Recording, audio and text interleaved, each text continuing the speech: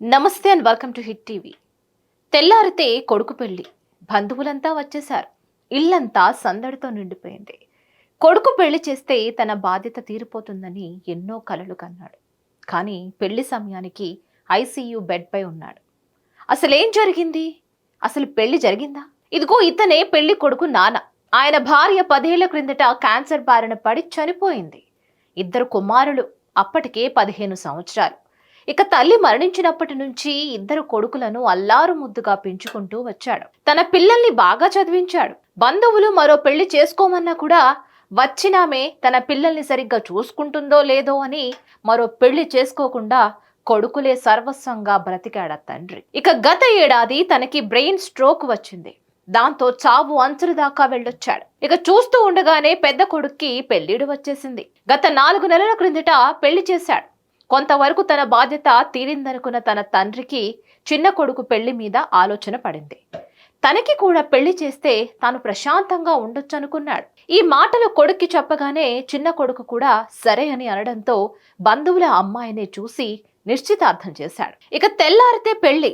తండ్రి ఆనందానికి అవధుల్లేవు. బంధువులంతా వచ్చేశారు. పెళ్లి పనుల్లో హడావిడిగా ఉంది ఇల్లంతా. మరి ఈ క్రమంలో ఆ తండ్రికి ఒక్కసారిగా ఒళ్లంతా చెమటలు, ఒక్కసారిగా కుప్పకూలిపోయాడు. ఇక దాంతో వెంటనే కుటుంబ సభ్యులు ఆసుపత్రికి తీసుకువెళ్తానని అంటే తాను నాకు ఇప్పుడు బాగానే ఉంది, పర్లేదు, నాకేం కాదు అని అందరికీ సర్ది చెప్పి అలానే కూర్చున్నాడు. అలా కాసేపు బానే ఉన్నా అతను ఓ అరగంట అయ్యేసరికి స్పృహ కోల్పోయాడు. వెంటనే కుమారులు ఆసుపత్రికి తీసుకువెళ్లారు. అలా తాను పెళ్లి సమయానికి ఆసుపత్రిలోని ఐసీయూ బెడ్ పై కనిపించాడు.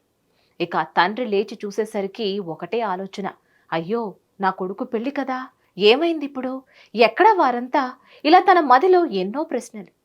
ఇక్కడ డాక్టర్స్ను అడగ్గా నీకు గుండెలో నొప్పి రావడంతో స్టంట్స్ వేయాల్సి వచ్చిందని, భయపడాల్సిన పని లేదని చెప్పారు. ఇక పెళ్లికి సమయం లేదు. దగ్గరి దాకా వచ్చిన పెళ్లి ఆపితే తండ్రి ఇంకా దిగులు పడతారని భావించి పెళ్లి పనులు కానిచ్చారు. పెళ్లికి ముహూర్తం వచ్చింది. కాసేపట్లో పెళ్లి. ఈ క్రమంలోనే ఆసుపత్రిలోని ఐసీయూ బెడ్ పై ఉన్న తండ్రిని డిశ్చార్జ్ చేసి డైరెక్ట్గా మండపానికి తీసుకువచ్చారు. ఇక తన కుమారుడు తాళి కడుతూ ఉండగా చూస్తూ భావోద్వేగానికి గురయ్యాడు ఆ తండ్రి. ఆయనను చూసిన బంధువుల కళ్ళల్లో కూడా కన్నీరు వచ్చింది. ఇలా అనేక భావోద్వేగాల నడుమ కుమారుడి పెళ్లి జరిగింది. సమస్య లేని ఇల్లు ఉండదు, పరిష్కారం లేని సమస్య ఉండదు. బంధాలు గొప్పవి, బాధలు చిన్నవి. మీ సమస్యని మేము పరిష్కరిస్తాం. రండి, మాట్లాడుకుందాం.